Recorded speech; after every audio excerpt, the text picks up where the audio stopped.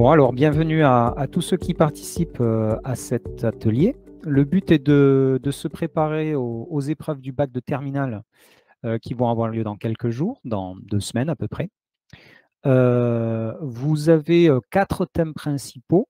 Bien sûr, il y a un peu plus de thèmes que ça, mais je vais m'attaquer aux principaux qui sont les incontournables du programme du bac de l'aspect maths, qui sont les suites, les probabilités, les études de fonctions, et j'y mets dedans toutes les fonctions, plus exponentielles, plus logarithme, et évidemment la géométrie dans l'espace.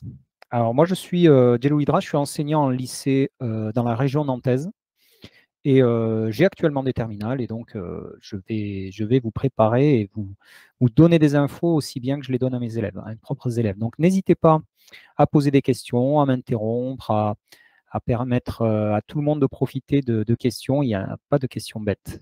On est sur la dernière ligne droite et il n'y a pas de gêne à avoir à poser des questions, même si elles vous paraissent élémentaires. Est-ce que ça va pour tout le monde? OK. Donc le but, c'est pour bien se préparer au bac. Cet épisode-là, ça va être sur les suites et les probabilités. Et la semaine prochaine, ce sera sur les 2 autres thèmes, c'est-à-dire les fonctions et la géométrie dans l'espace. Alors, le but aujourd'hui va être de savoir mettre sa calculatrice en mode examen pour le jour de l'épreuve. Donc ça va nous prendre peut-être les 10 premières minutes. Puis, on fera une fiche sur l'essentiel sur les suites, tous les théorèmes et leur organisation les uns par rapport aux autres. C'est assez complexe, en fait, c'est assez complet, le programme de terminale sur les suites. Je vais essayer de l'articuler aussi avec ce que vous avez vu en première. Voilà. Et ça devrait prendre entre 10 minutes et un quart d'heure maximum pour ensuite s'entraîner sur un exercice de type bac, qui est un des exercices des sujets des années précédentes. D'accord? Je choisis un exercice qui traite des suites en particulier. Alors ensuite, on fera la même chose. Donc ça, par exemple, ça va nous prendre à peu près un quart d'heure, 20 minutes aussi. Et on fera exactement la même mécanique pour s'intéresser aux probabilités.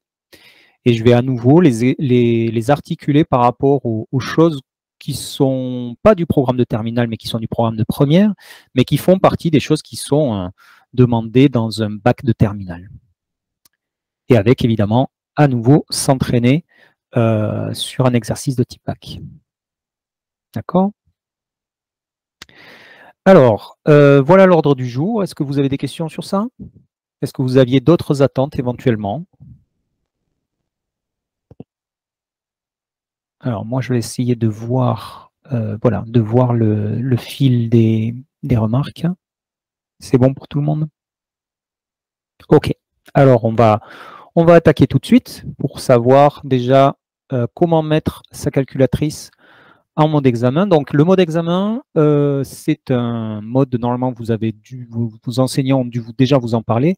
C'est un mode d'utilisation de la calculatrice en désactivant l'accès à la mémoire de la calculatrice. Et donc, en théorie, c'est pour, enfin, le but, c'est d'empêcher la triche. Et l'élève doit, à l'entrée de la salle d'examen, mettre sa calculatrice en mode examen lorsque l'examinateur lui demande. D'accord? Donc, on ne doit pas rentrer avec une calculatrice qui est déjà en mode examen, ça c'est important. Par contre, si la calculatrice est déjà en mode examen, l'examinateur peut vous demander de la remettre en mode examen par-dessus le mode examen déjà déclenché. D'accord? Alors, je vous ai mis le lien et on vous le mettra dans le texte. Est-ce que Valérie, ça te va de mettre ce lien dans le texte?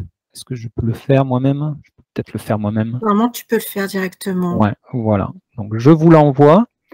Vous l'avez dans le fil de discussion. Donc, c'est une vidéo explicative qui vous montre vraiment pas à pas comment faire la mise en mode d'examen de votre calculatrice.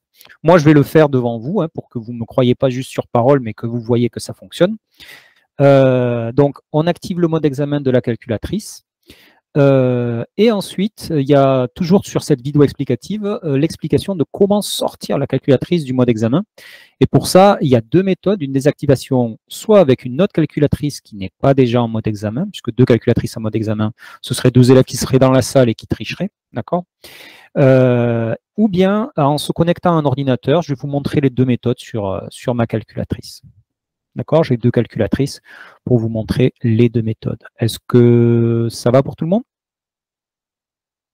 Donc cette vidéo explicative, vous pourrez la regarder à l'issue de la formation, d'accord, la regarder bien en détail, en plus de la méthode que je vais vous montrer. En revanche, je vous déconseille de la mettre en mode examen maintenant, puisque normalement, vous ne devriez pas avoir une calculatrice en mode examen à l'entrée de la salle. D'accord, vous devriez le faire seulement une fois que vous rentrez. D'accord, donc si vous voulez le tester, voilà, exactement, par mail, ce sera encore mieux. Merci Valérie. Donc, si vous voulez le tester, testez-le dans les quelques jours qui viennent et puis testez aussi la sortie du mode examen. D'accord?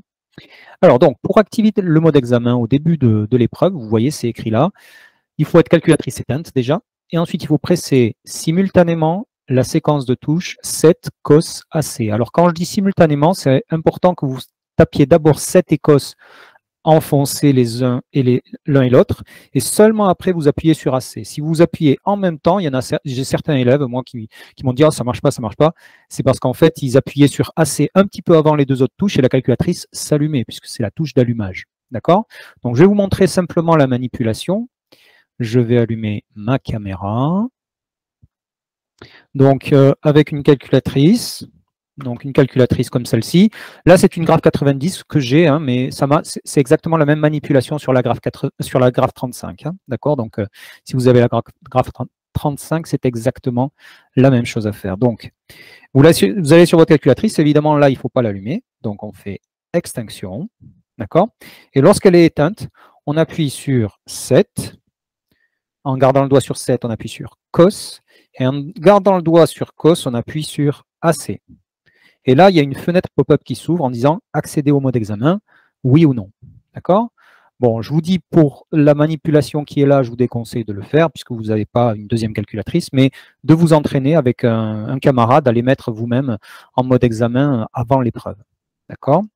Donc, oui, F1, moi je vais jusqu'au bout. Il me dit « Attention, voulez-vous continuer ?» F2, et ça y est, la calculatrice est en mode examen. J'appuie sur Exit, elle va se redémarrer avec aucun accès à la mémoire.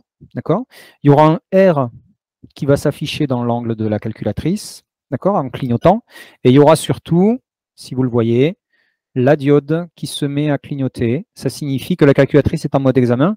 C'est ce que l'examinateur dans la salle va vérifier. D'accord? Donc voilà, vous pouvez rentrer dans tous les menus et faire fonctionner votre calculatrice en mode examen.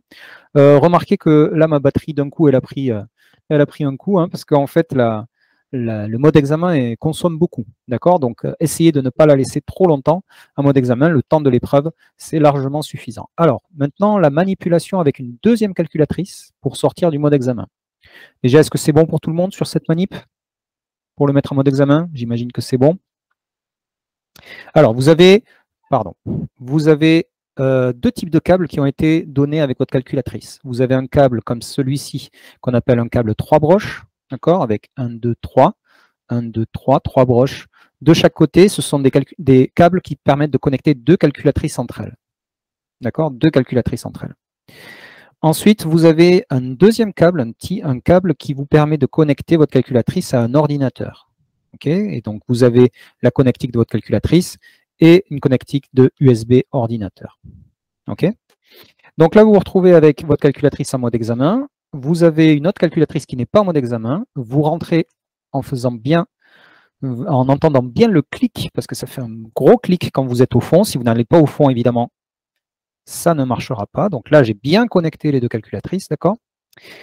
Donc maintenant, il faut mettre la calculatrice, celle qui est en mode examen, qui clignote, d'accord? Il faut la mettre en réception. Donc on va sur l'onglet qui s'appelle Lien ou Link, si vous l'avez en anglais, la calculatrice. C'est un dessin d'ordinateur avec une calculatrice. Vous allez dessus, et puis vous allez dire « Je veux être en réception ». Mais avant ça, vous vérifiez que vous êtes bien sur le type de câble 3 pins, 3 broches. D'accord? Si vous n'y êtes pas, vous allez sur câble et vous changez vers 3 broches. D'accord? Donc là, je la mets en réception et elle attend qu'un message lui soit transmis. Et l'autre calculatrice, je vais la mettre en envoi de message. Donc je vais sur lien aussi. Et à nouveau, je vérifie qu'elle est bien en 3 pins, d'accord?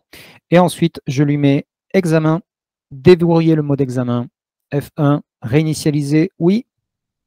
Et ça y est, la calculatrice qui était en mode examen va sortir du mode examen. Elle vient de recevoir un message, elle dit quitter le mode examen, appuyez sur Exit, et la calculatrice va redémarrer sans mode examen.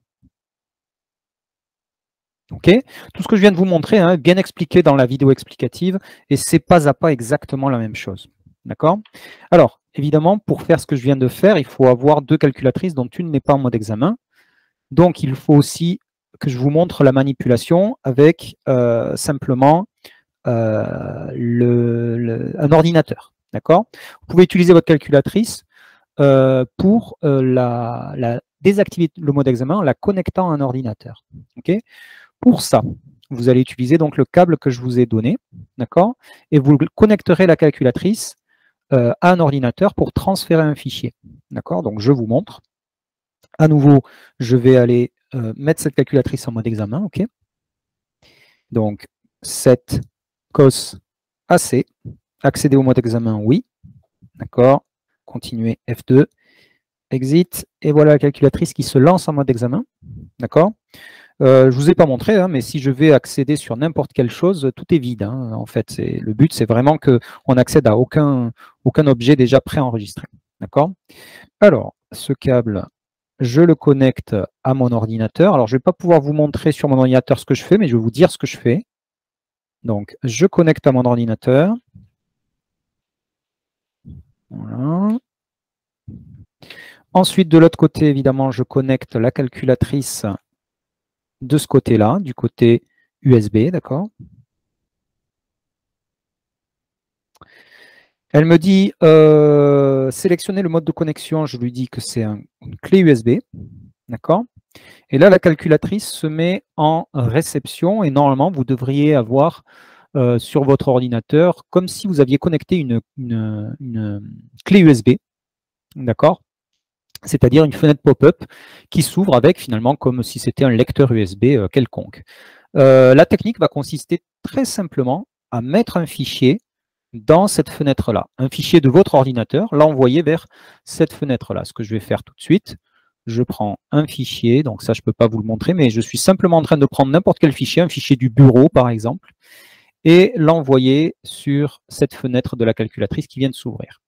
D'accord? Donc là, la calculatrice ne dit rien pour l'instant. C'est lorsque je la déconnecterai qu'elle va dire... Hop, je réouvre tout, OK. Donc pour l'instant, elle ne dit rien. C'est lorsque je vais la déconnecter qu'elle va me dire c'est bon, le mode examen est désactivé. D'accord? Parce que le moindre transfert de fichier désactive le mode examen. Et pour la déconnecter, vous allez faire comme si vous déconnectiez une clé USB de l'ordinateur, c'est-à-dire vous allez sur éjecter. D'accord? Donc retirer le périphérique en toute sécurité. Je fais éjecter Casio. Et voilà. Et là, tout à coup, vous voyez, sur le pop-up de la calculatrice, il y a marqué « Quitter le mode examen, redémarrer et restaurer la mémoire, exit », et la calculatrice est à nouveau disponible avec toute sa mémoire. Donc voilà, tout ce que je viens de vous montrer là, c'est ce qui est expliqué pas à pas sur la vidéo qui est en pièce jointe. Est-ce que ça va pour tout le monde? OK. Donc maintenant, on va rentrer dans le vif du sujet, si je peux me permettre. Et on va faire le tour d'horizon de tout ce qui doit être connu sur les suites. Donc, pour ce qui est de prendre des notes sur ce qui va être présenté, je vous conseille plutôt d'être sur une attention soutenue plutôt qu'une prise de notes, puisque tout ce qui va être écrit, tout ce qui va être dessiné, tout ce qui va être démontré, etc., vous en aurez à l'issue de la formation, peut-être ce soir, peut-être demain, un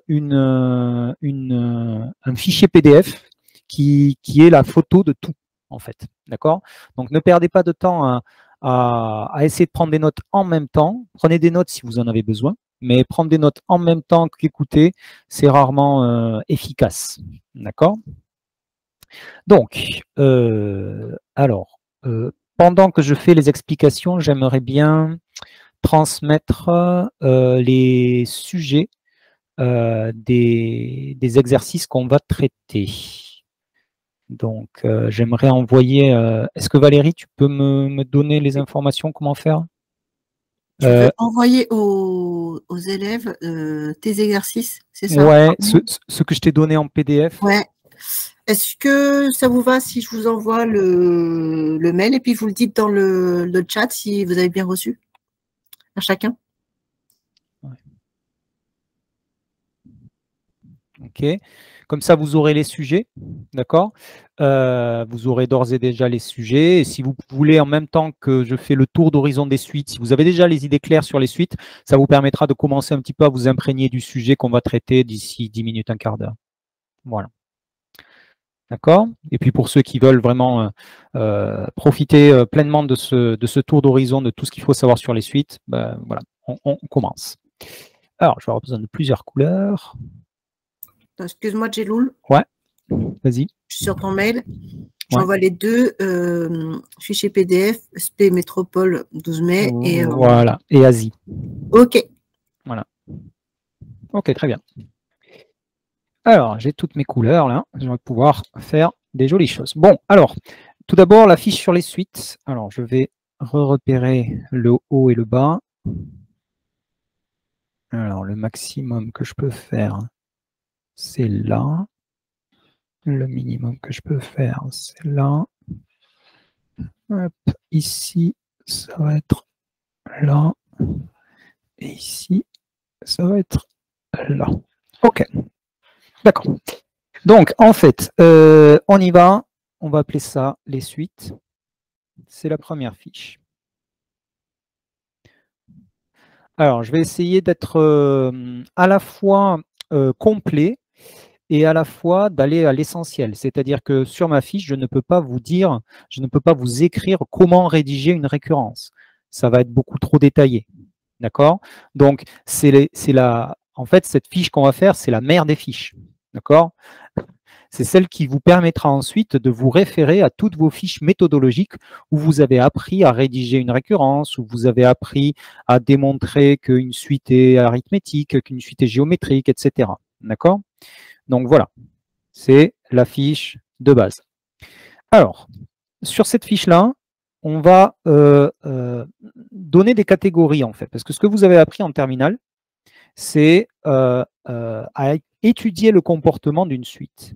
Donc, étudier le comportement d'une suite, en fait, ça dépend du type de suite. Donc, je vais revenir sur les choses que vous avez vues en première, en particulier les suites arithmétiques et suites géométriques. D'accord? Il y a les suites qui sont arithmétiques.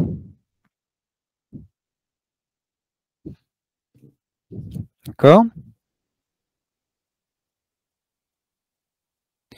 Et il y a les suites qui sont géométriques. Alors, pourquoi je fais ce dessin-là, hein? Parce que l'essence même d'une suite arithmétique, c'est l'opération d'addition. Et l'essence même d'une suite géométrique, c'est la multiplication. D'accord? Donc, lorsqu'on doit s'intéresser à la définition d'une suite, d'accord? Pour une suite arithmétique, la définition, c'est un plus 1 égale un plus r. Et pour la suite géométrique, c'est Vn plus 1 égale Vn fois Q. Et ça, c'est vraiment l'essence de ce que c'est que la suite arithmétique et la suite géométrique. Ce qui veut dire que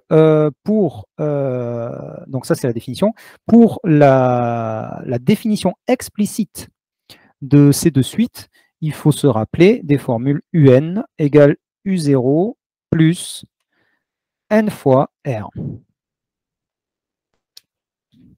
Et lorsqu'on veut faire la suite géométrique, c'est Vn égale V0 fois Q puissance n. Donc, fois Q puissance n. OK? Je vais très très très vite sur les suites, hein, arithmétiques et géométriques, parce qu'en fait, il y a d'autres suites. D'accord? Il y aura un truc qui s'appelle le cas général. Et la plupart des suites ne sont pas des suites arithmétiques ni géométriques. Donc finalement, vous n'avez pas forcément ces cas particuliers. Je vais très vite sur la somme des termes.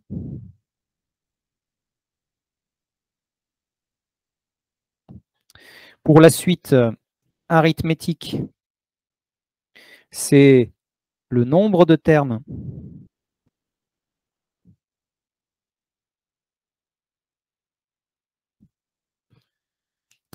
que multiplie le premier terme plus le dernier terme sur 2. Et pour la suite géométrique, la somme des termes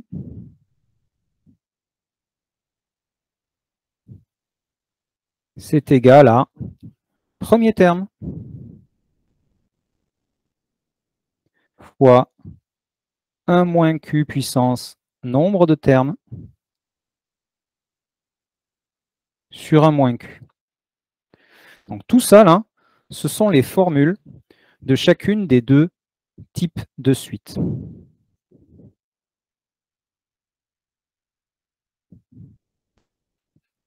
Suite géométrique, suite arithmétique, elles ont des comportements bien différents.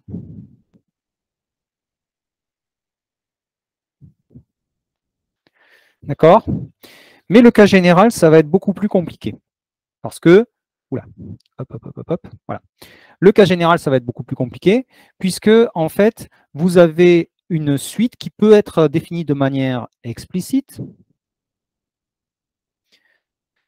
ou une suite qui peut être définie de manière récurrente. D'accord? Et là, en fait, ça vous amène à plusieurs pistes et à plusieurs choses qu'on peut étudier. D'accord? Si la suite est définie de manière explicite, il suffit d'étudier la fonction qui la relie. D'accord? Et si c'est défini de manière récurrente, eh bien, la plupart des méthodes se rejoignent et elles vont vers la démonstration par récurrence. Alors, je vais vous faire un autre schéma qui va vous résumer ce qu'on doit savoir faire. En général, il faut savoir étudier les variations de sa suite. D'accord? Et puis, chose qui écrive. Et puis, il faut savoir étudier, il faut être capable de répondre à la question, est-ce qu'elle est majorée? Est-ce qu'elle est minorée?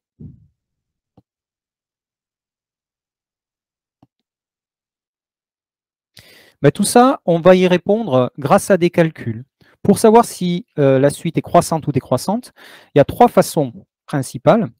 Ça va être d'étudier le signe de UN plus 1 moins UN, c'est-à-dire comparer UN plus 1 moins UN avec 0.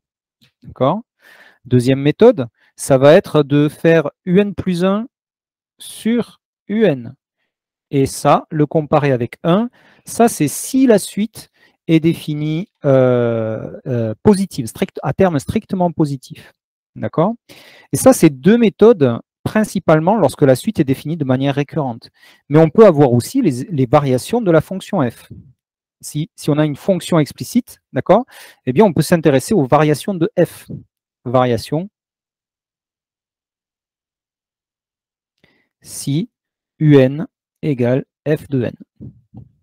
D'accord? Donc finalement, on peut étudier les variations de plein de façons. Okay? Majoré, minoré, ça va consister à savoir si la suite est inférieure ou égale à un nombre, ou bien si la suite est supérieure ou égale à un nombre. D'accord? Et ça, pour le démontrer, c'est assez souvent très complexe, et c'est très souvent dans cette situation-là qu'on utilise l'outil récurrence. Donc, je vais le faire apparaître. D'accord? Si vous avez ces choses-là à démontrer, eh bien en fait, vous allez faire rentrer une pièce de puzzle dans votre travail qui est la démonstration par récurrence.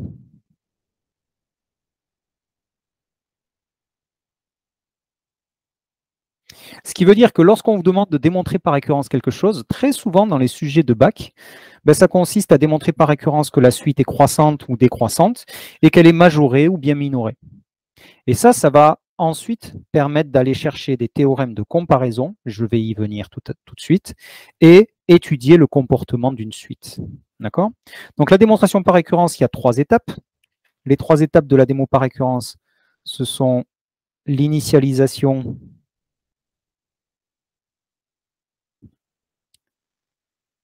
l'hérédité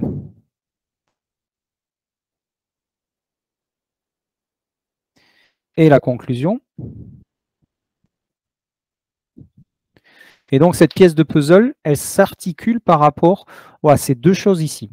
D'accord? Voilà. Alors, ça permet d'obtenir finalement l'étude de la suite avec finalement, voilà. Alors, si je vais faire suite récurrente, voilà, limite de suite. Eh bien, si la suite est explicite,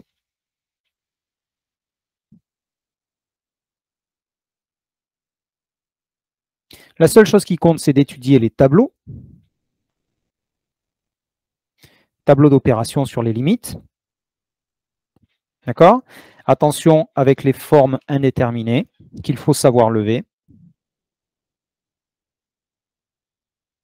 Forme indéterminée. Il y en a plusieurs. D'accord? Donc ça, c'est dans le cas d'une fonction explicite. D'accord?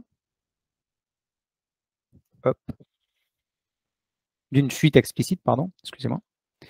Et dans le cas d'une suite récurrente, donc il y aura un deuxième cadre, tout ce qu'on avait fait ici va se raccrocher à une série de théorèmes. D'accord? Si la suite est récurrente. Alors, on va utiliser plusieurs choses possibles. Une première chose, c'est suite auxiliaire.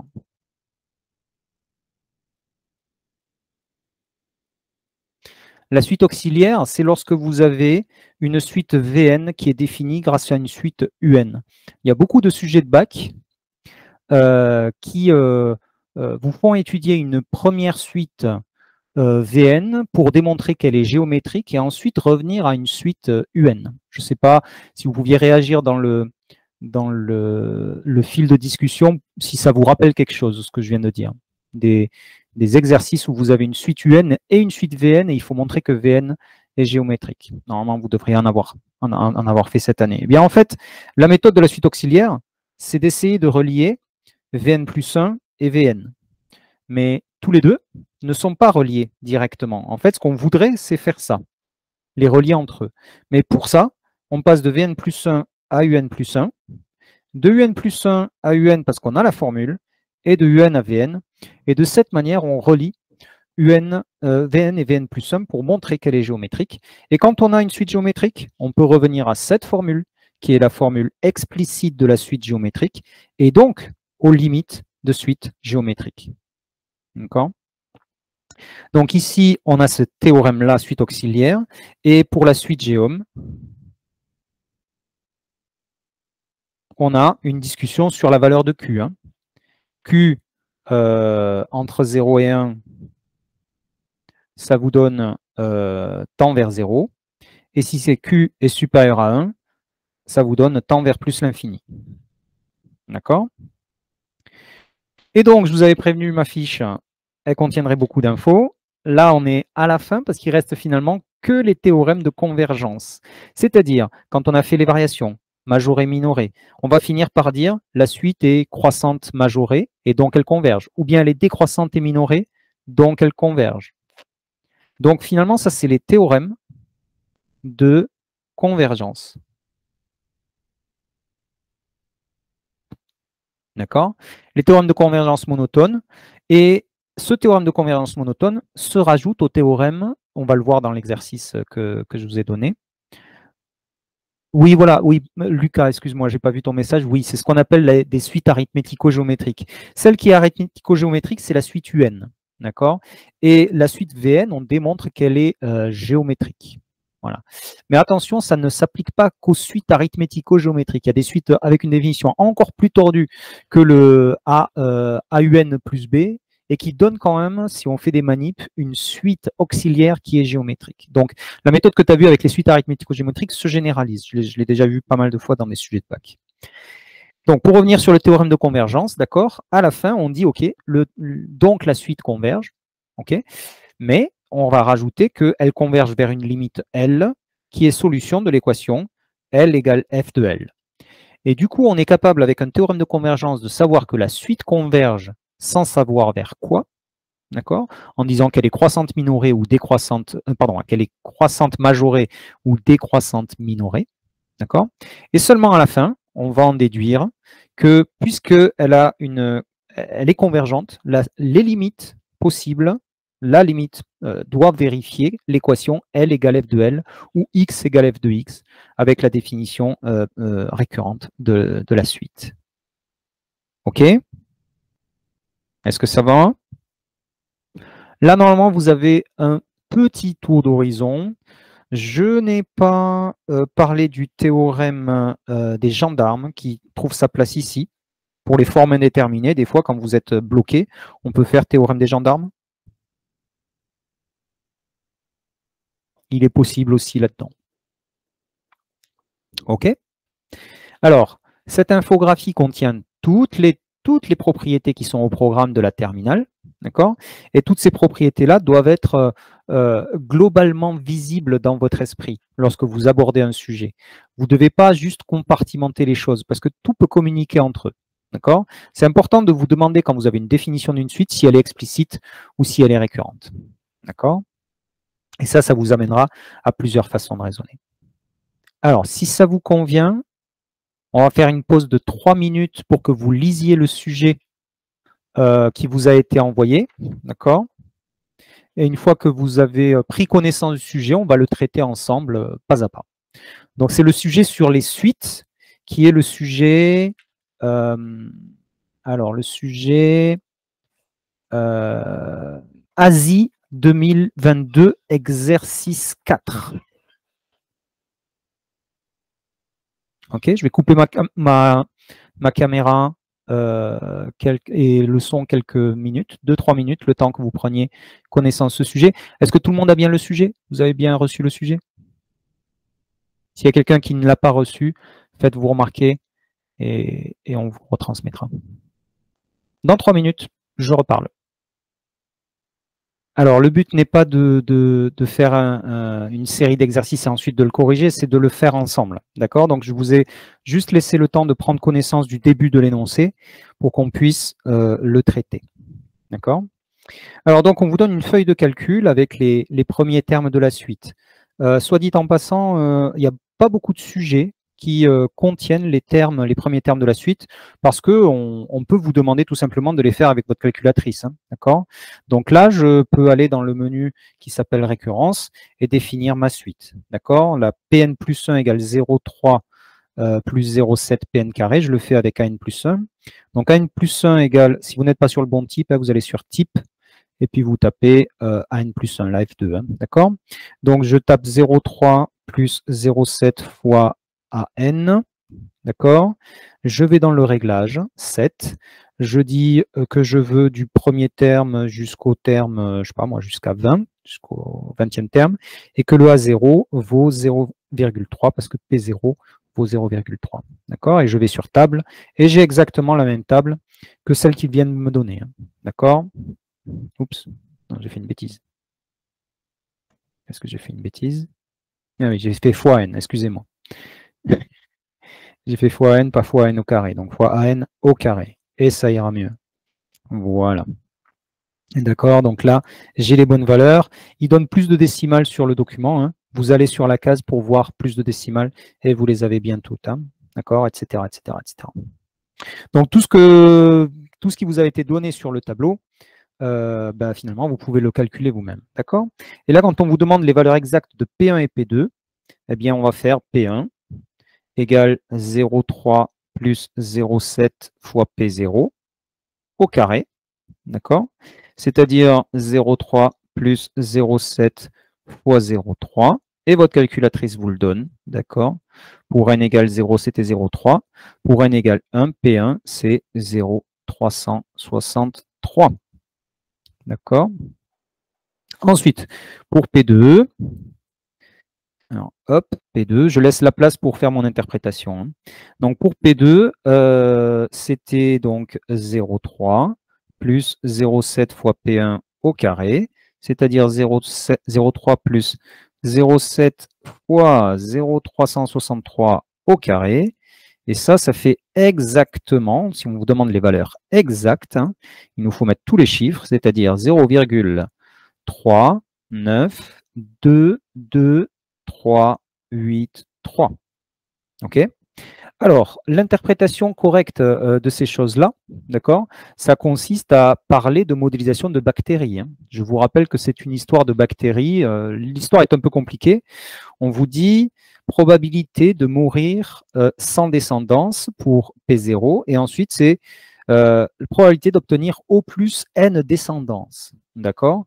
Donc c'est 0,36, 0,363, 0,363 égale probabilité. Alors, comment c'est formulé exactement? D'obtenir au plus,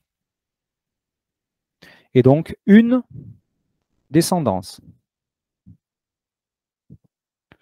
D'accord? Et ça, ce 0,392, je vais dire environ, hein, c'est la probabilité d'obtenir au plus de descendance. D'accord? C'est la question interpréter ces valeurs dans le contexte de l'énoncé, hein, qui me fait écrire ces phrases-là. C'est à écrire avec précision. OK? Est-ce que ça va pour tout le monde? Je vous rappelle que pour avoir tous les chiffres, hein, il faut aller dessus et aller le taper. D'accord? Si vous êtes sur la case, vous voyez tous les chiffres, alors que si vous n'êtes pas sur la case, vous croyez que ça s'arrête à 0,3922. D'accord? Est-ce que c'est bon pour cette question? On passe à la suite?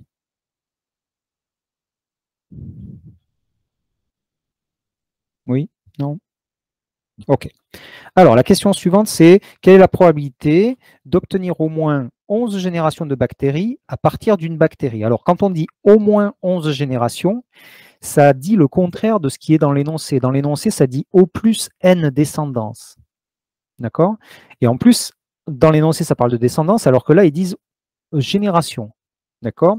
Donc, ça veut dire qu'on a une bactérie et on veut 11 générations. Pour avoir 11 générations, il a 10 descendances. D'accord? Mais ce qui veut dire aussi, c'est que si on veut au moins 11 générations, c'est le contraire de au plus 10 descendances. D'accord? Donc, finalement, il va falloir dire que au moins 11 générations,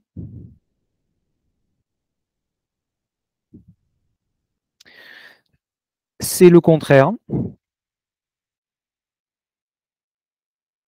de au plus 10 descendances. J'ai oublié un S ici. OK? Donc, la probabilité demandée vaut 1 moins P10. D'accord? Donc, ce 1 moins P10, on va attraper P10 qui vaut 0,427, 0,35, 78. Et si on vous demande une précision à 10 moins 3 près, d'accord, ça vous donne environ 0,572. Je fais la vérif à la calculatrice. 1 moins, donc P10, attention, ce n'est pas la ligne 10, c'est P10, d'accord? Donc 0,42, 80, 20, 18. Donc ça nous fait bien 0, 5, 7 et 2 pour arrondir. D'accord?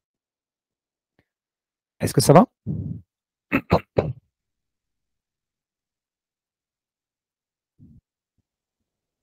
Est-ce que ça va te passer à la question suivante? OK. Alors, la question suivante vous demande de conjecturer les variations et la convergence de la suite.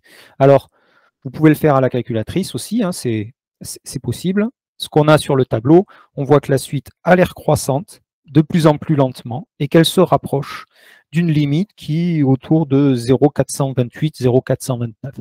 D'accord? Donc on peut dire, il semble que, attention, lorsqu'on fait des conjectures, hein, on ne peut pas affirmer. Donc on va dire, il semble que Pn soit croissante, strictement croissante,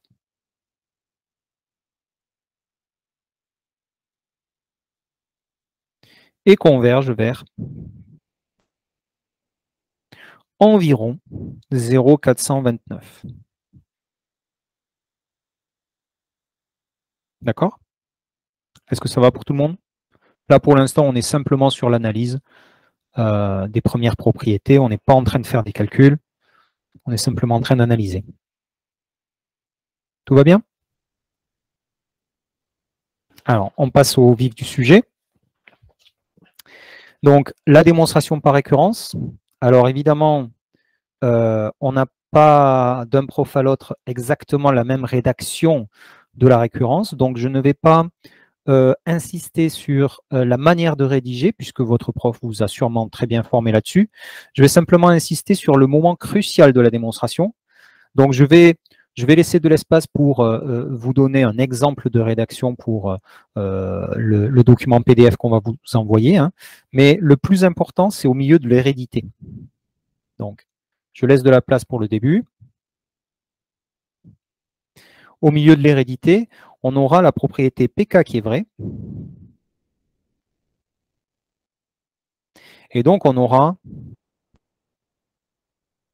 attention à la propriété, hein, pas la suite PK. Hein. Et donc, on aura cette situation-là.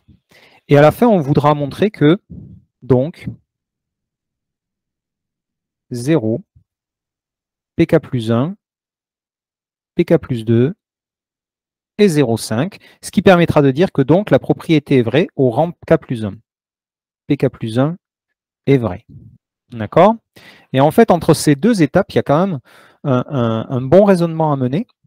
Je vous rappelle que la définition de la suite, je vais la mettre visible là. Hop là. Je vais la mettre visible là, elle est ici, la définition de la suite, d'accord? 0,3 plus 0,7 fois Pn au carré. Donc en fait, on va faire une série d'opérations qui va nous amener à partir de Pk à fabriquer Pk plus 1, à partir de Pk plus 1 à fabriquer Pk plus 2. Donc on va commencer par passer au carré, d'accord?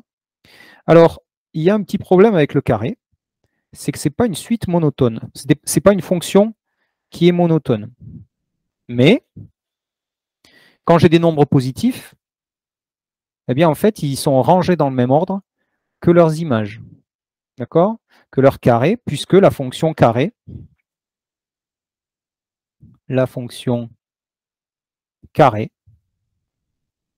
est croissante sur 0 plus l'infini. D'accord? Le fait que la fonction carré soit croissante me permet de dire que, ok, si j'ai un nombre qui est plus petit qu'un autre et qui sont tous positifs, eh bien, leurs carrés sont rangés dans le même ordre. D'accord? Ce qui va ensuite me permettre d'écrire que je fais fois 0,7. D'accord? Donc, ça me fait 0 ici et ça me fait 0,25 ici. D'accord? Je vais faire fois 0,7. Donc, ça me fait 0,7 Pn au carré. Ici, ça va me faire 0,7 Pk plus 1, pardon, au carré. C'était Pk. Alors, j'ai fait une petite bêtise que je vais effacer tout de suite. Ça m'arrive de faire des bêtises. C'est que j'ai écrit directement le bon intervalle à la fin. Ben, ce ne sera pas tout le temps le cas, en fait. Il y a des situations où vous n'avez pas exactement les bons nombres sur les bords. Vous n'avez pas exactement ce que vous vouliez. Donc, on va se rendre compte qu'en fait, on n'a pas forcément exactement ce qu'on veut. Ici, j'ai multiplié par 0,7, donc je fais fois 0,7, d'accord? Donc, 0,25 fois 0,7, hop, comme ça. 0,25 fois 0,7, ça fait 0,175. OK, 0,175. Et je vous rappelle qu'il faut rajouter 0,3. D'accord? Et donc là, j'avais 0, je rajoute 0,3. C'est bien ça. Et en fait, il faut montrer que finalement, lui, il est plus grand que 0. Oui, c'est bon. Et 0,75 plus 0,3, eh bien ça fait 0,475. Et 475, 0,475, c'est plus petit que 0,5. Donc, on a la propriété qui est vraie. D'accord? C'est-à-dire, finalement, en appliquant les opérations les unes après les autres, on a un intervalle meilleur que celui qu'on avait au rang K. Et puisqu'il est meilleur, ça veut dire qu'il correspond. Est-ce que ça va pour tout le monde?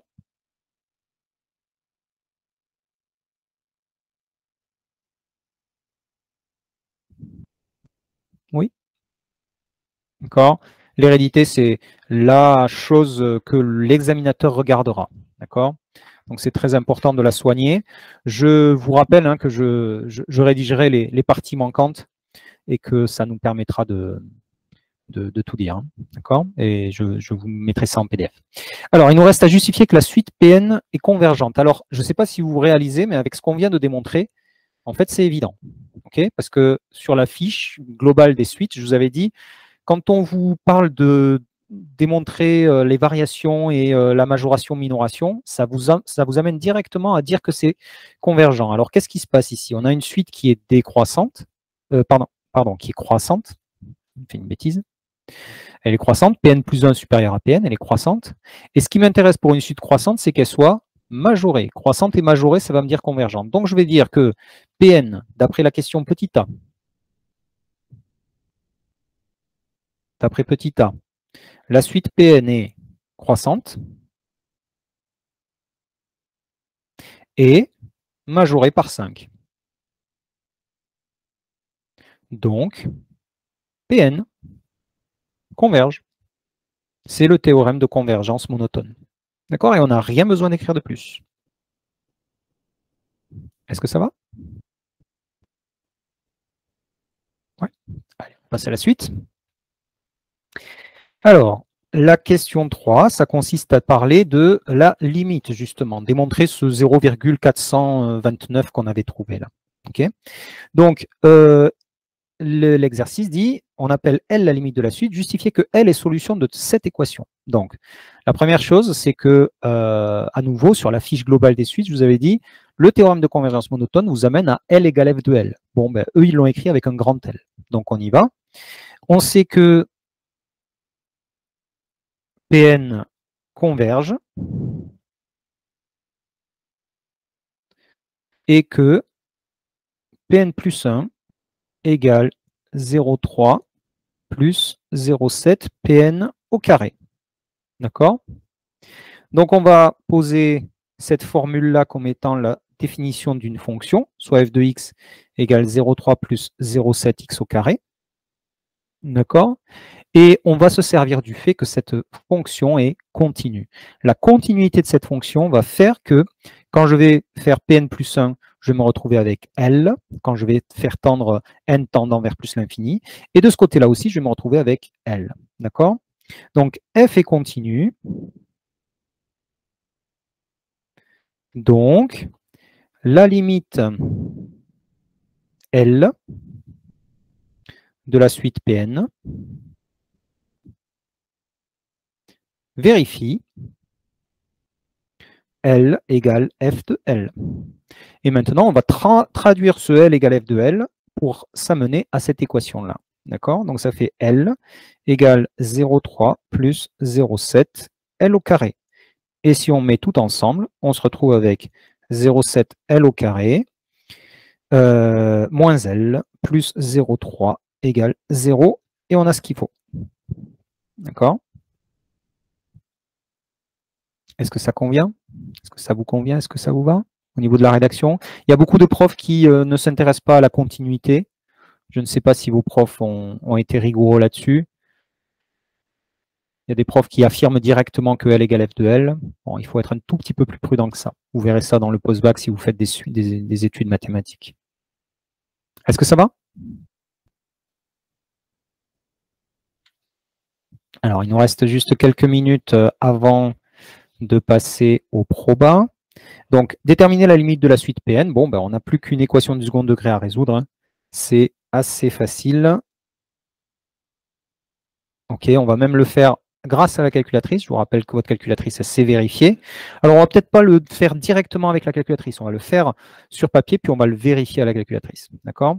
Donc, delta égale b carré moins 4 fois 0,7 fois 0,3. Donc, ça nous fait 1 moins, allez, 4 fois 0,7 fois 0,3, ça fait 0,48, j'imagine. 4 fois 0,7 fois 0,3. Ah non, 0,84, je me suis trompé. OK, donc 1 moins 0,84, ça nous donne 0,16. Et 0,16, c'est, on peut en faire la racine carrée. Racine carrée de 0,16, ça fait 0,4. D'accord? Donc, delta est positif. On y va.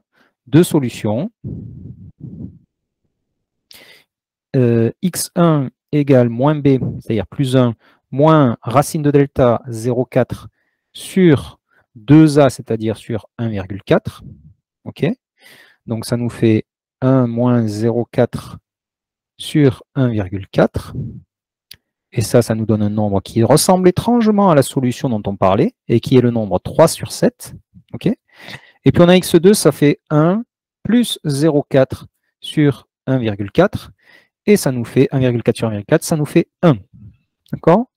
Alors, a priori, hein, on n'a quand même pas le droit d'écarter le 1 aussi facilement que ça, hein, puisqu'en théorie, on a deux solutions possibles.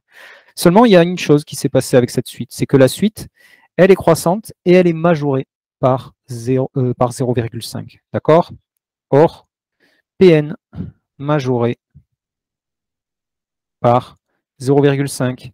Donc, elle n'est pas égale à x2. Impossible de tendre vers 1 lorsqu'on est majoré par 0,5. Donc, limite pour n tendant vers plus l'infini de Pn égale, et donc du coup, on sort des valeurs approchées et on finit par trouver que ça vaut 3 septièmes. C'est-à-dire le 0,429. Je refais le calcul hein, pour être sûr de mon travail, hein, mais je le fais autrement avec la calculatrice dans le menu qui s'appelle équation, d'accord? Une équation du second degré, degré 2, d'accord? Alors on y va, ax2 plus bx plus c, a égale 0,7, b égale moins 1, c égale 0,3, et je lui dis de résoudre. Il me trouve les deux racines, 1 et 3 septièmes, ça y est, je suis sûr de moi. D'accord? Le 3 septièmes, attention, quand vous allez dessus, vous le voyez comme ça. D'accord?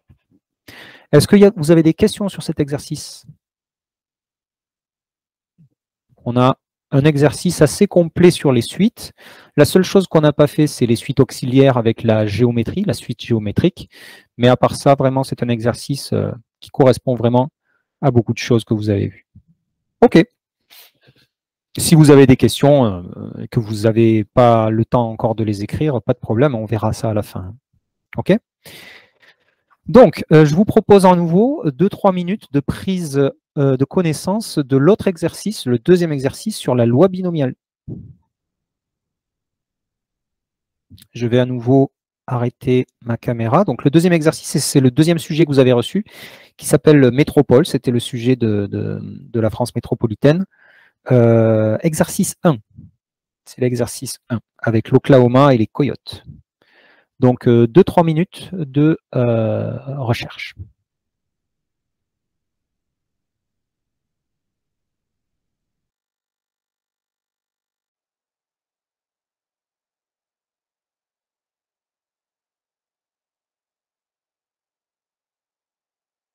Alors, si ça vous convient, on continue.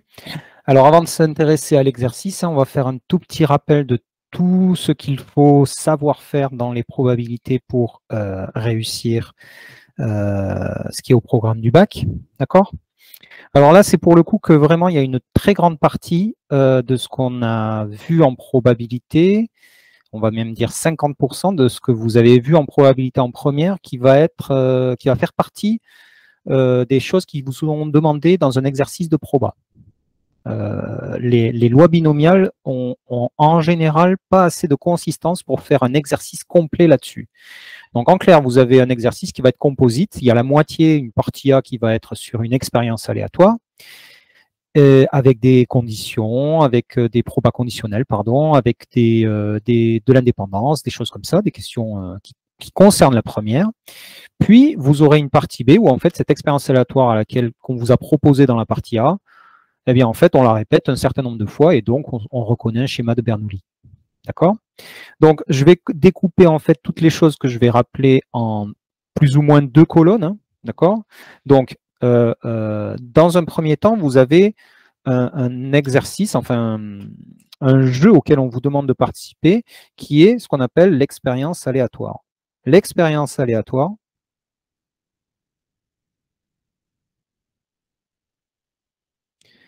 c'est le jeu. D'accord? L'expérience aléatoire, c'est la chose la plus importante à repérer dans un énoncé. Si vous ne repérez pas très bien l'expérience aléatoire, le risque, c'est que vous soyez hors sujet dans vos calculs parce que vous imaginez que, par exemple, ça consiste à tirer 5 cartes dans un jeu alors qu'en fait, ça consistait à tirer une seule carte. Et donc, tous vos calculs vont être faux. Bon, en général, c'est dans l'autre sens qu'on comprend à l'envers. D'accord? Donc, une fois que vous avez repéré le hasard, d'accord? Parce que les mathématiques expliquent ce qui peut se passer et calculent les probabilités de tout ce qui peut se passer, mais ne sauront jamais précisément ce qui va se passer. D'accord? Les mathématiques ne sont pas de la divination. Okay? Donc le hasard existe et l'expérience aléatoire décrit ce hasard. Okay? Donc en fait, ensuite, après l'expérience aléatoire, la deuxième chose à savoir toujours représenter, c'est ce qu'on appelle l'arbre. L'arbre pondéré, c'est la chose la plus importante, c'est la modélisation en fait. Donc ça va consister à faire des branches. D'accord? Et ces branches, eh bien, elles vont mener à des événements et leurs contraires dans chacune des ramifications. Assez souvent, ça aura cette tête. Alors, il faut bien se rappeler qu'un arbre se lit de cette manière-là et que seulement au bout, on va lire les résultats. Et les résultats, ce sont ici A inter B, ici A inter B bar, ici A bar inter B et ici A bar inter B bar. OK? Et une fois qu'on sait ça, évidemment, il y a les probabilités qui sont sur l'arbre, d'accord? Ici, on a probabilité de l'événement A, d'accord? La probabilité de A inter B, elle est là-dessus, elle n'est pas dans l'arbre, parce que dans l'arbre, en fait, ici, c'est la probabilité de B sachant A. En fait, les probas conditionnels sont sur les branches, d'accord? Et à ne pas confondre avec le A inter B. Si on fait la probabilité de A inter B, c'est ça fois ça, d'accord? Alors, il y a des propriétés de base dont il faut se rappeler, qui sont celles que vous avez vues en première. Donc, la probabilité de A bar, par exemple. La probabilité de A bar, c'est 1 moins la probabilité de A.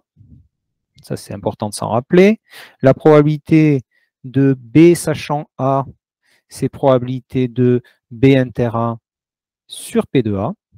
D'accord? Alors, pour s'en rappeler, c'est important de se rappeler que la lettre du bas reste en bas. D'accord? Comme ça, vous évitez de faire l'erreur. Ensuite, il y a une autre propriété. Alors, je vais les entourer par paquet. Hein. Donc, ces deux-là, on peut les entourer.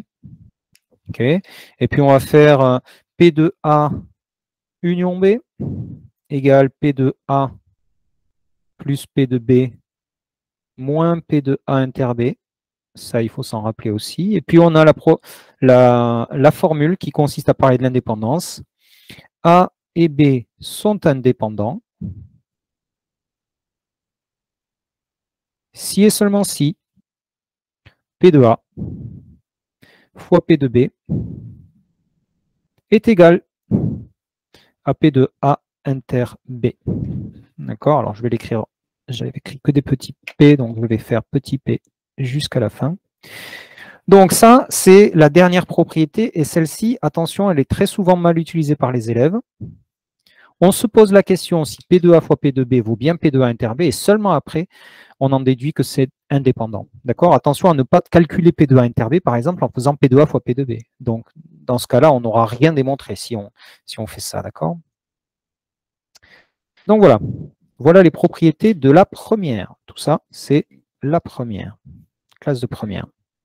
Et maintenant, vous avez en terminale la loi binomiale qui s'ajoute à tout ça. Donc, la loi binomiale, ça va consister à répéter un jeu plusieurs fois. D'accord? Donc, le jeu, il aura des règles.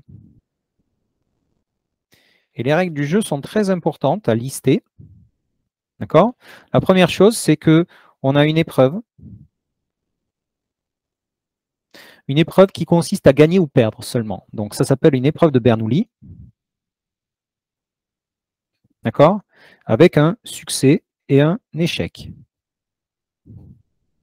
OK? Ensuite, les épreuves sont répétées, identiques et indépendantes.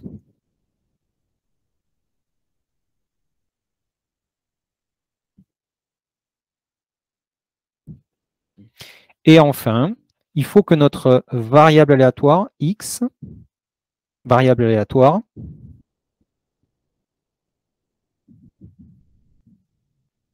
qui compte le nombre de succès. Une fois qu'on a ces trois choses qui sont les plus importantes, on va finir par dire que x suit une loi binomiale. D'accord? Donc là, à la fin, on dit x suit la loi binomiale avec les paramètres n et p. N compte le nombre d'épreuves, d'accord? N compte le nombre d'épreuves. Ok. Et P compte le succès à chaque épreuve. C'est la probabilité du succès. D'accord? Alors, on a une seule formule à savoir et on a la manipulation calculatrice à savoir faire. Donc, la formule à savoir, c'est la plus importante du cours sur la loi binomiale, c'est P de x égale K égale choix de K parmi N fois P puissance K, c'est-à-dire succès K fois 1 moins P puissance N moins K, c'est-à-dire si j'ai joué N fois au total et que j'ai gagné K fois, ben, le nombre de fois où j'ai perdu 1 moins P, eh ben, c'est N moins K. D'accord? Donc cette formule, c'est la formule de la loi binomiale. Voilà. Alors évidemment, hein, ce NK, il n'est pas exigible au niveau du calcul. D'accord?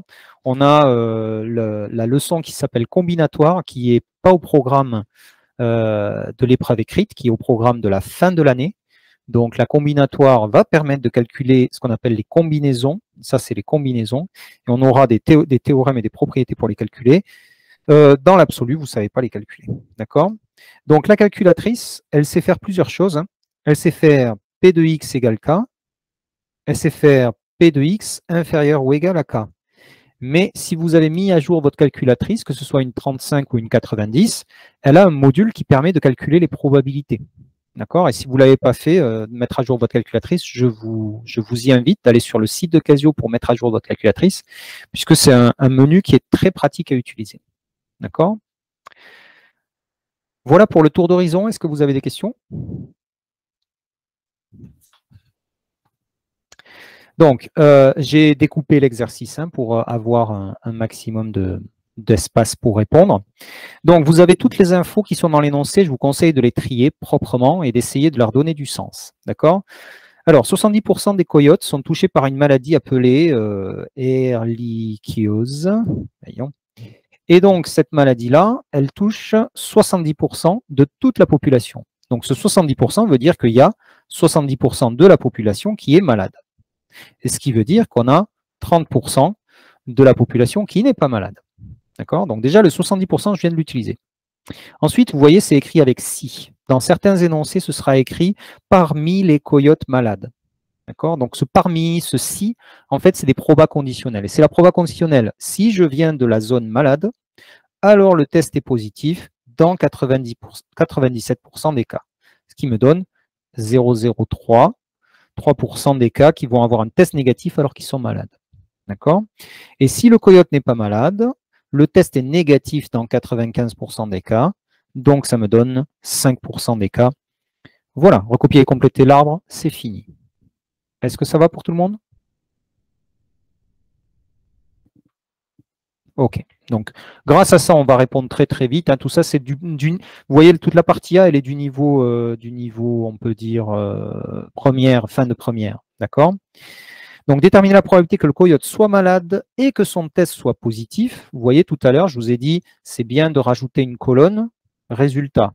C'est une bonne idée parce que ça vous permet de voir que ce qu'on vous demande ici, là, c'est une proba inter et non pas une proba conditionnelle.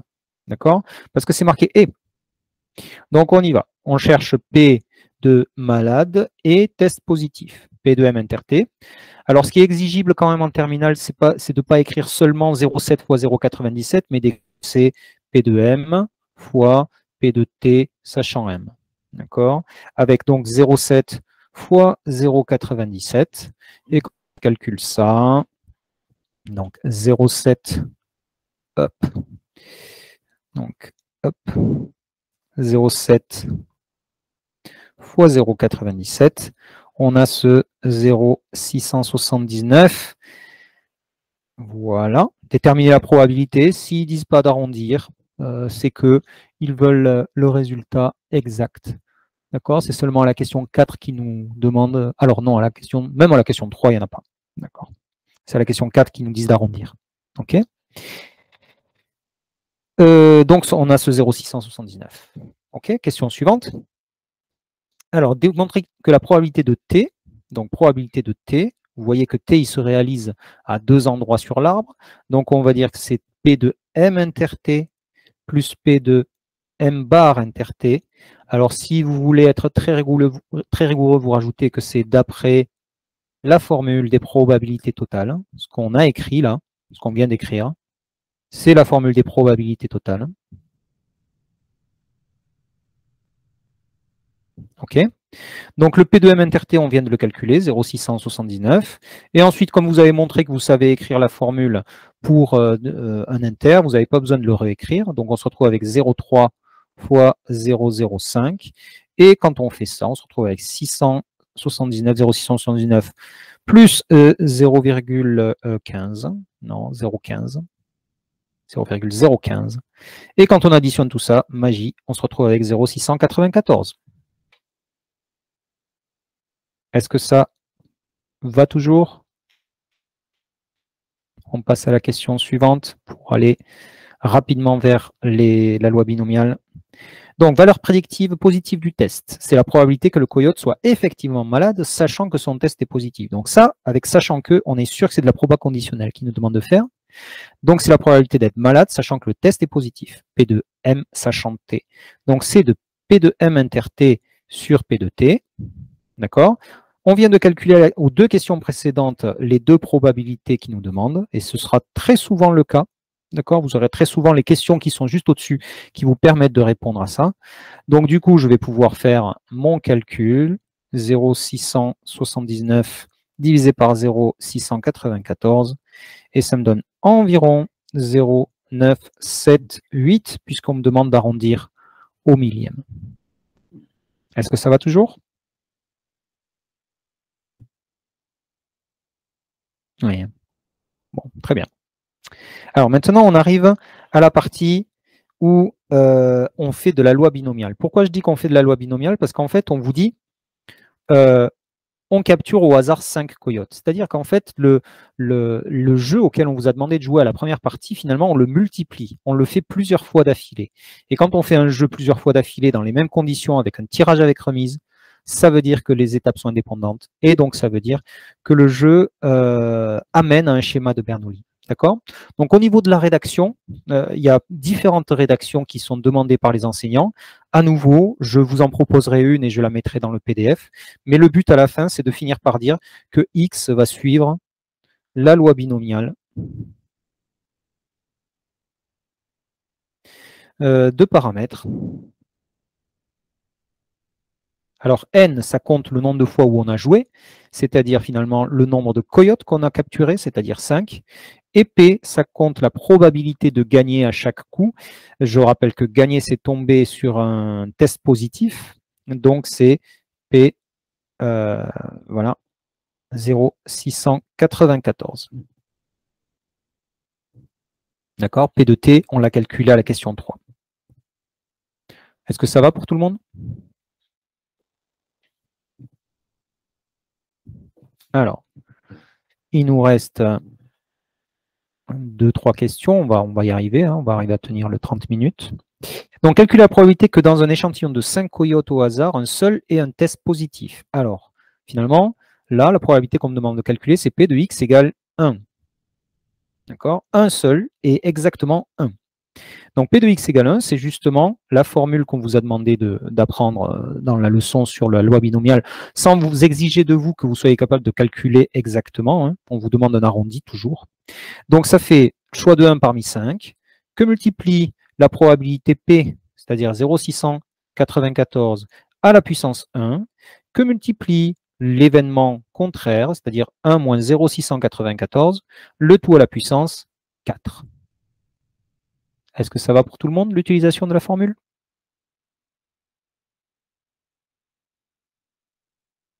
Oui. Bon. Alors, on va le faire à la calculatrice, mais sans écrire tout ce bazar. En fait, ce qu'on va faire, c'est aller dans le menu.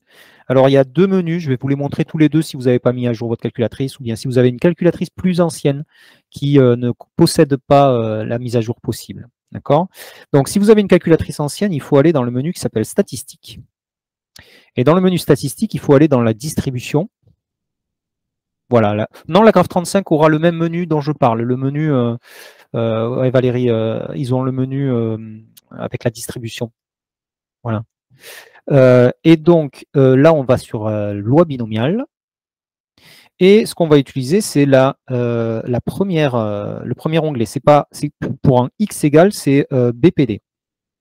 Et là maintenant, il propose une liste de base. Il faut lui dire que c'est une variable que je veux. Et là, vous allez reconnaître les trois choses à rentrer. Il y a x, donc x, je mets 1. Il y a number of trials, c'est-à-dire nombre de fois où j'ai joué, c'est-à-dire n, et je mets 5. Et la probabilité P, elle vaut 0,694. Je saisis, et il me donne ma probabilité. Donc ça fait au centième 0,03. D'accord? Donc la probabilité de P de x égale 1, c'est 0,03. OK. Alors je remontre pour ceux qui ont le menu, parce qu'il y en a peut-être qui ont le menu. Ce menu s'appelle soit dist, soit probabilité, et vous avez un dessin comme ça d'une bosse de dromadaire sur l'onglet si vous l'avez. D'accord? Alors, si vous l'avez, ça va être encore plus rapide et plus facile. Vous allez sur la loi binomiale, vous allez la choisir, et puis vous allez choisir le type avec juste un onglet, enfin avec juste une barre. Donc c'est le type x égale, et donc ça veut dire x égale 1, le nombre d'essais c'est 5, et la probabilité P c'est 0,694. On lui demande d'exécuter, il nous dessine même la loi binomiale, et il nous dit que ça fait 0,03, comme on vient de le faire tout à l'heure. Est-ce que ça va pour tout le monde?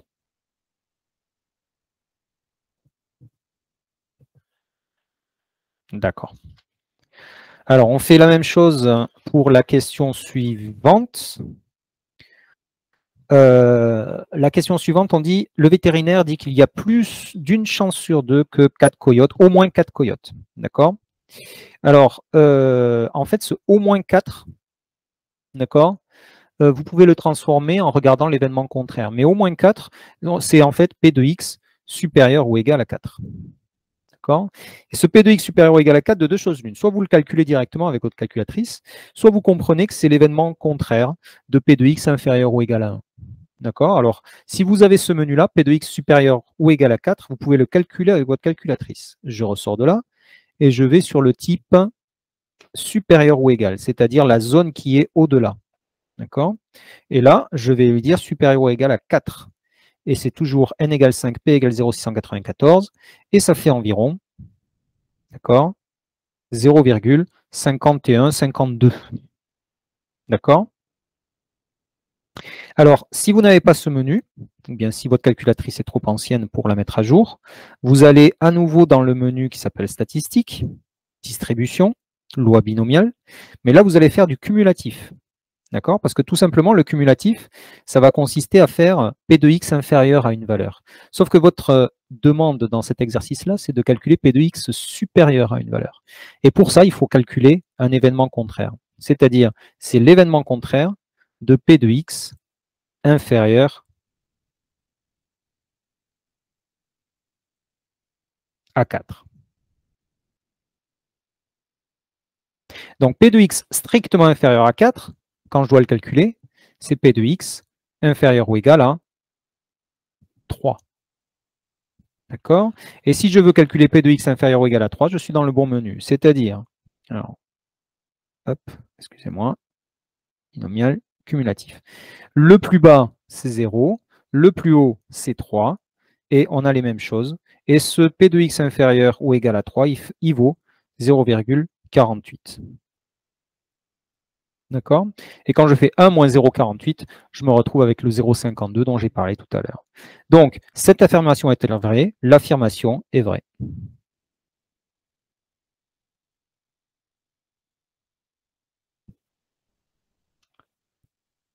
Ah, merci Valérie. Très bien pour la mise à jour. C'est parfait. Est-ce que ça va pour cette question-là?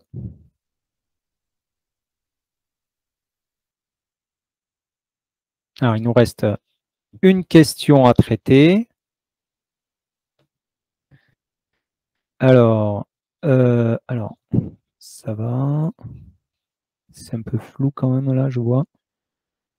Voilà, là, ça va mieux. Donc, pour tester des médicaments, les vétérinaires ont besoin de disposer d'un coyote présentant un test positif. Et on se demande combien on doit capturer de coyotes pour que la probabilité qu'au moins l'un d'entre eux présente un test positif. D'accord? En fait, cette question-là est beaucoup plus difficile. C'est une question où on vous demande de chercher N, puisqu'on vous demande de savoir combien on doit capturer de coyotes. Donc, on n'est plus du tout dans l'expérience aléatoire qui consistait à capturer 5 coyotes. On est dans une expérience aléatoire qui consiste à capturer N coyotes, d'accord? Et ce qu'on veut, c'est que la probabilité qu'au moins l'un d'entre eux présente un test, c'est-à-dire P de X supérieur à 1, supérieur ou égal à 1, d'accord?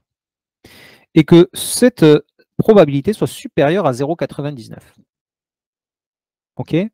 Je sais que la formalisation de cette façon-là, c'est très difficile pour certains élèves. Si vous avez des questions, n'hésitez pas. D'accord? Ce qu'il faut chercher, c'est N. Mais par contre, P de X supérieur ou égal à 1, c'est un événement contraire. C'est le contraire de P de X égale 0. Et P de X égale 0, c'est le fait que aucun coyote ne soit testé positif. Et aucun coyote n'est testé positif, il n'y a qu'une façon de le faire, c'est de perdre toutes les parties. C'est-à-dire, P de X égale 0, je vous rappelle, avec la formule qu'on avait écrite là, hein, d'accord, ça va consister à dire que je fais 1 moins 0,694 puissance n, parce que j'ai prélevé n coyotes dans la population. D'accord? Donc, je me retrouve avec 1 moins ça supérieur à 0,99. Et là, étrangement, on se retrouve dans une équation à résoudre qui fait intervenir exponentielle et logarithme. Je m'explique. On se retrouve avec le 1 moins 0,694. Donc, j'ai l'écrit 1 moins 0,694 qui vaut 0,306. Donc, 0,306 puissance n. Je le fais passer de l'autre côté. Et ici, je me retrouve avec 1 moins 0,01. 0,99, pardon. Donc, je me retrouve avec 0,01 supérieur à 0,306 puissance n. Et là, écrit comme ça, j'ai encore du travail. Tout simplement parce que le n qui est à la puissance, pour le faire descendre, il va falloir faire logarithme. D'accord? Donc, je me retrouve avec ln de 0,01 supérieur ou égal à n ln de 0,306. OK? Ln de 0,306, si vous faites le calcul, c'est un nombre négatif. Ça fait un nombre négatif qui vaut environ moins 1,2. D'accord? Et donc, quand je vais diviser par ce nombre négatif, il va falloir que tout se retourne. Donc, je me retrouve avec n qui doit être supérieur, okay, à ln de 0,01 sur ln de 0,306.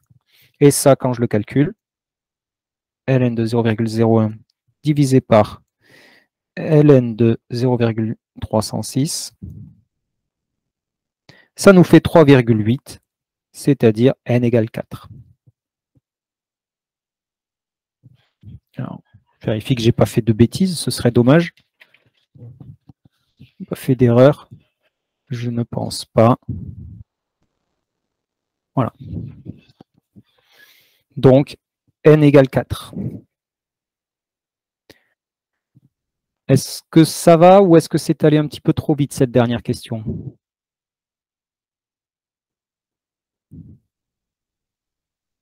C'est la question la plus difficile, en effet. Hein. Ça va? Bon. Si vous avez compris le démarrage, d'accord, c'est qu'il faut bien comprendre qu'on vous demande combien on doit capturer. C'est-à-dire que finalement, l'expérience aléatoire n'est plus la même. Ça consiste à dire on va capturer n coyotes et le nombre n est un nombre inconnu. Et le but, c'est que la probabilité qu'au moins l'un d'eux présente un test positif, c'est-à-dire P de X supérieur ou égal à 1, ça fasse 0,99. Et heureusement qu'on vous demande cette question-là, parce que n'importe quelle autre question, ça aurait été catastrophique. Par exemple, le P de x supérieur ou égal à 2, on n'aurait jamais pu le formaliser de manière aussi simple et aussi sympathique. D'accord? C'est bien parce qu'on vous pose la question au moins 1 qu'on est capable de faire la probabilité de l'événement contraire et l'événement contraire lui-même, l'explicité. D'accord? Ce qui va donner finalement une équation en n qui est résolvable grâce au logarithme népérien. Voilà. Donc voilà un type d'exercice qui traite des probas de première et des probas de terminale avec la loi binomiale et qui se termine par une question qui fait un petit détour du côté du logarithme népérien. Voilà un petit tour d'horizon des deux thèmes, les suites et les probabilités. Voilà, il nous reste 5 minutes pour des questions-réponses si vous en avez. Je vous remercie de votre attention pendant toute la présentation. Et pour ceux qui le souhaitent, je vous donne rendez-vous aussi à la prochaine session qu'on fera la semaine prochaine.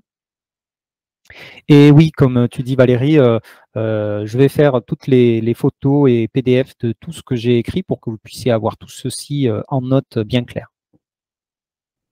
Et super, je vous remercie beaucoup. Et je vous encourage même s'il y a des choses que vous n'avez pas complètement comprises, hein, de persévérer, de pas baisser les bras, de rester motivé, de bien gérer votre niveau de sommeil, votre dette de sommeil sur les dernières semaines. Ah super Valérie, toi aussi tu as compris, c'est génial. Et voilà, à la semaine prochaine pour ceux qui veulent faire les deux autres thèmes. En tout cas, en faisant ce genre en prenant ce genre d'initiative d'atelier, là, vous mettez toutes les chances de votre côté. Et je vous félicite déjà pour ce travail et continuez comme ça. Bon après-midi à tous et à la semaine prochaine pour ceux qui continueront la séance la semaine prochaine. Au revoir.